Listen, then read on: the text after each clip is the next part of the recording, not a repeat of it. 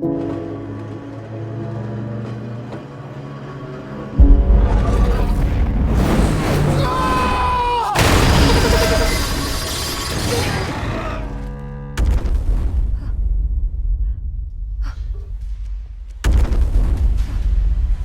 that Godzilla? No. Today Is Box Day!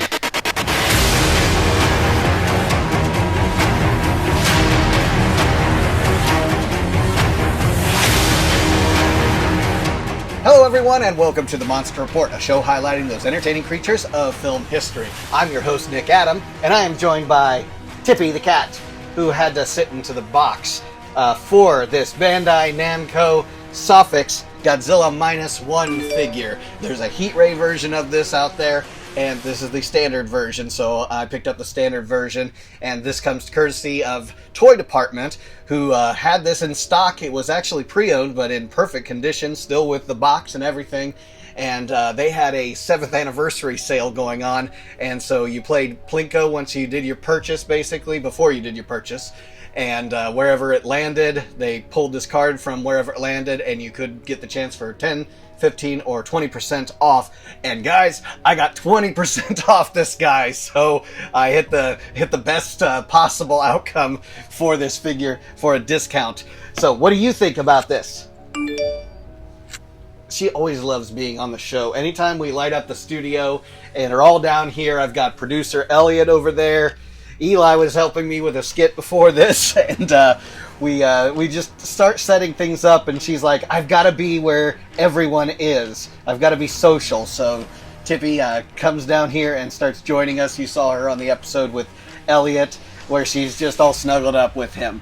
But enough of the cute stuff. Cutesy time is out of the way. We've got this beautiful Godzilla Minus One figure, sculpted by Mr. Yuji Sakai, to talk about. So again, thank you for joining us here on Box Day on the Monster Report. Of course, before we get started, I want to remind everyone out there, like and subscribe if you haven't already, and I want you to make sure you follow us on X, and Instagram, and on Facebook. And I'm not even kidding, she is chewing on the box. She's putting teeth marks on this box, and of course now she's acting cute and saying, no, I wasn't. It's nothing like that. So, alright, you just always need the attention on you. So, we got our Java monster, and we are ready to talk about this figure. So, tell me in the comments if you've picked this figure up or not. Give you the chance to do that, because I am just impressed as heck at this figure. You know, we got this figure in the Godzilla the Ride version, actually, and we'll compare other Minus One figures to this in just a minute. But, you know, anything about Yuji Sakai, amazing artist, sculptor, you know, just being able to bring out the movie into the figures that, you know, he puts, you know, you see his work in SH Monster Arts, of course, and, you know, others that are out there. This is the first of the Sofvics brand that I've actually picked up. And I know these brands, they're kind of all over the place. Bandai, Namco, Ichibanso, whatever it's... Ichibansho, that's how you say it. Sofvics, it's just got a Bandai, obviously, you know, so it's everywhere. But, yeah, that face where he's doing that kind of victory roar, you know, everything about this Godzilla is very expressive, and Mr. Sakai can bring that out. And, you know, right there, even just down to that face, just that roar, that everything about him that, you know, makes Godzilla Minus One the menace that he is. I've always liked the fact that, let's start from kind of head to toe, or toe to head, I guess you should say. You know, the feet of Minus One. More original, I'd say, in some ways. He's definitely got more of the chicken kind of feet going on, where his heel never really kind of touches the ground. It's always, all the weight seems to be further up the foot, and he's always, you know, lunging forward, and in this case, yeah, he's stepping back to kind of just show, you know, his might. Always loved that we have the Thunder Thighs again, just like in the X Plus version that's out there. And, you know, they've always tried to keep that kind of idea that if this were a man in the suit, of course the suit is going to be bulked up. If he's going to walk upright, even with his tail dragging, like unlike what dinosaurs do, you know, he's going to have, you know, these large thighs going on here and large hips. So he's just, you know, so big down here and menacing. But even the legendary Godzilla, you know, he's got that kind of thing going on, you know, the Fatzilla, if you will. And so, you know, as we go up, of course, we got that texture, that beautiful -1 texture. Let's talk about the tail all the way up. This was fully assembled, so no heat guns, no anything needed to put that together. So the tail was ready to go, just stored in a big box. And yes, Tippy loves the big box, right? So, yeah, unlike the X Plus, there was no assembly needed. There is no interchangeable hands or head or anything like that. No articulation in this figure. This one's just going to look great on the shelf. So, yeah, so the tail is definitely a seamed section there, if that shows up on camera. But, you know, again, fully assembled, going up the dorsal fins.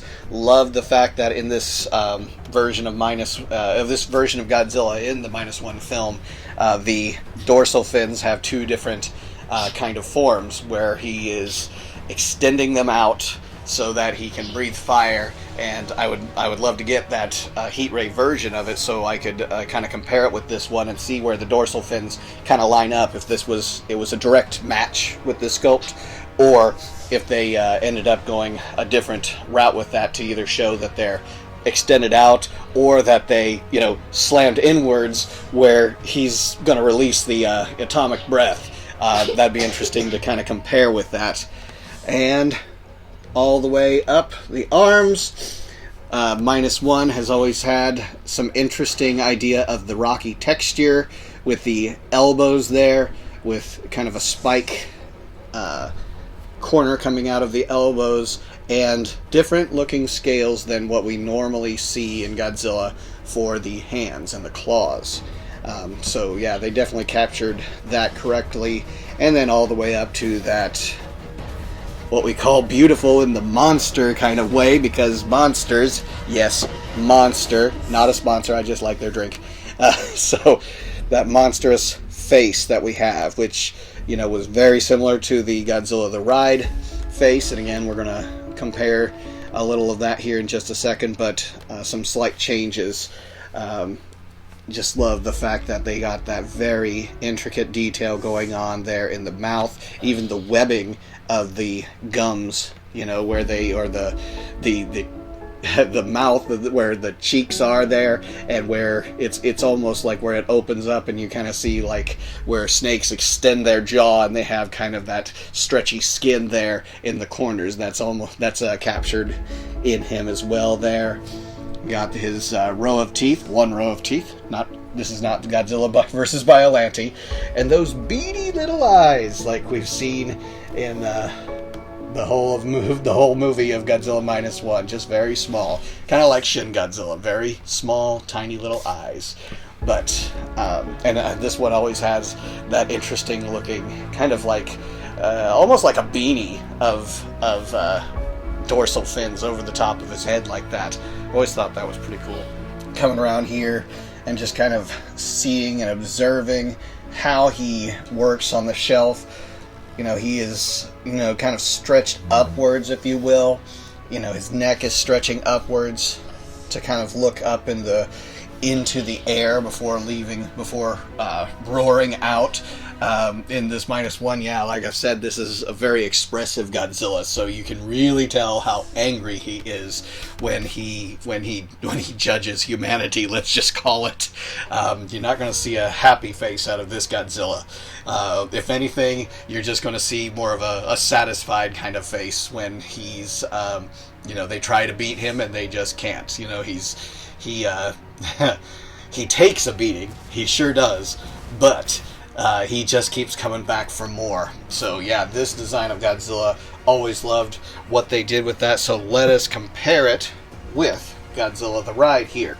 So in comparing it with something that's as big as X Plus, of course, the first thing you got to do is widen out the camera just a bit so we can see what we're looking at here.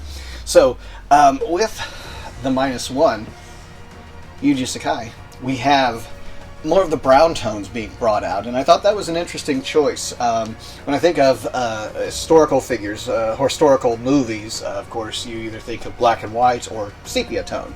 And so this one was kind of capturing somewhat of a sepia tone in it. There was a lot of browns going on in this film, so they really captured that in the paint detail that's on this figure. So I did appreciate what they did with that one.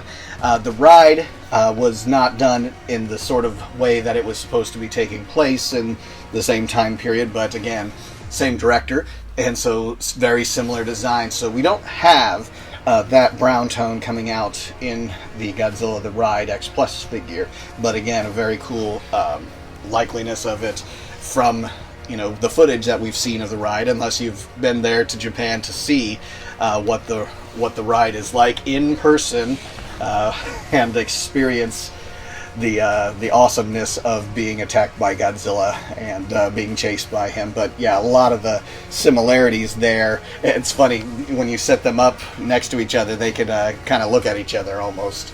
So still good to have both of these in the collections. The X Plus does have that same idea there in the hand with the different kind of scale look to it. Some changes in the face, of course. In this scale, of course, you can see that detail in the face quite a bit more. Of course, the dorsal fins definitely changed a decent amount. Just a lot more sharpness going on when it comes to the -1 figure that we had here in comparison. You know, still like what the ride does. Of course, I just still love this figure. When I you know, saw it there at Kokomo Toys and Collectibles, it was definitely one that I had to pick up because I'd been seeing it out there in a lot of reviews, and I was just like, all right, I'll bite. I definitely gotta pick this one up. And you know, now it's been, you know, just a little bit of a challenge with finances and everything, you know, kind of between jobs right now, so I haven't been doing a lot of collecting lately, but there's a few things that are just irresistible, like this figure when I saw it, and of course getting a good deal is even better. So there he is in comparison with the 30 centimeter X Plus Godzilla the Ride. But let us compare him to another Bandai. So yeah, we have the Movie Monster series here of Godzilla -1. Bring in our camera just a little bit here. So the Movie Monster series starts to bring out those brown tones, but the difference definitely is in the charcoal. A lot darker in what we have with the Sofvics figure here, and so a lot lighter gray. Not a lot of detail in that paint, but again, at least they tried to get us some of those brown tones in there. So this is a lot of fun here, actually. And getting into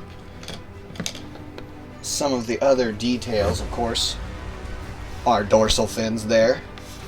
Again, very gray tones that we have going on there. Not a lot of the brown tones in the dorsal fins. There's a few, but you know, not very noticeable. But it's all just kind of one color going down the dorsal fins. And of course, the sharpness of these. These are incredibly sharp, which I love that, and that detail that they were able to bring out. And of course, a more expensive figure, you will get that. So that's definitely you know, well worth it in this figure, actually, and well worth, you know, a little extra, because you might spend $40 or $50 or so, I think, on something like this. This is the Sofics figure. You know, I think I've seen it everywhere from about $150 to $200. So, you know, putting a little extra in it for that amount of detail. Difference is, of course, that you do have a small amount of articulation in your Movie Monster series. Again, it's just arms and legs, no tail articulation with that. But, and the pose, you know, there is no comparison with this pose. You know, he's just kind of, you know, straight on with this. And, you know, the posability, even in the articulation, isn't giving you a whole lot with this movie monster series. But with the Sofvics figure, no pose ability with him, he's just in that pose, so that is what you're going to get. But yeah, really appreciate the amount of detail that goes into this sculpt, and it's right up there with some of the best that's out there. And I do even appreciate the scale. Yeah, it's not a 30 centimeter figure, but it's also not a 6-inch figure, just a little bit more to him than that figure, and a lot better presence on the shelf. And it's definitely one that catches your eye when you see him in comparison with all of the other Godzilla figures you have. Maybe just a few things of quality control. May not show up too much here on camera, but here where the seam is with the hips, you definitely see a few beads of glue. And actually, I think I saw it in both of them. Yeah, in those seams that you have there. But, again, you have to be really up close and personal with this figure to see that. Of course, we as Godzilla fans, we're already, right in your face and taking a look at every small detail of this, so we're going to definitely notice something like that. But again, those are the kind of quality control issues that are out there. I doubt that had anything to do with the fact that this was pre-owned. I'm pretty sure that that is something that came from the factory. These are the kinds of things that, just happen out there. And I've seen that in other Godzilla figures too, where you ever have a seam like that, whether it's the tail section or the hips, even the arms. It's not that it's articulated, but it was in pieces, and so they were assembled, and in whatever assembly process, they had that quality control issue that occurred. So again, definitely a great figure to grab if you're interested in it. But again, let me know if you've already picked up this one or another Sofvics version of Minus One. I've also seen Sofvics has done Monsterverse Godzilla as well. So there's a lot of great ones out there. But Minus One, oh man, amazing film. It's definitely worth watching and picking up those different versions of it that you have out there. And so, about to close up this episode. What do you think, Tippy? Let me get you out of here. Come on. She is just in heaven right here in this box. And yeah, you got to mess with the cat a little bit every once in a while, even if it's on a show. So, yeah. Why isn't cats love boxes? I don't understand this. Anytime I have a box and it's opened up, they jump right in, and there's just no hesitation in what they do. It's always, I gotta get into a box. But, and look, we have more cats because a box is open. Why not? So we have this episode winding down. Your host, Nick Adam, Miss Tippy, and Mr. Biscuit Boy. And so, yeah. Anyways, you guys have your own review. Maybe you guys need to have your own show and see what happens. And mostly it's just cats that come onto the table and see a Godzilla figure and just knock it right off. Just like, you leave a cup on the table. It's just cats. Cats can be that way. Hey, what are you doing back there? Alright, this has become a different kind of YouTube video. This is the cat channel suddenly. And, I don't know. Somehow, I think, for whatever reason, on YouTube, the algorithm really favors having cats. I don't know why. And so I think that's why you're here. You're like, I want to become famous like those other cats that are out there. Is that right? All right. Do not knock over anything. I'm telling you. So, follow us here at the Monster Report on YouTube and on X, on Instagram, and on Facebook, and whatever else that we have out there. I think that's about all we have so far. What do you think, Mr. Biscuit Boy? Huh? What do you think? All right. So, for me, Nick Adam, this has been another episode of Box Day here on the Monster Report. We will catch you next time.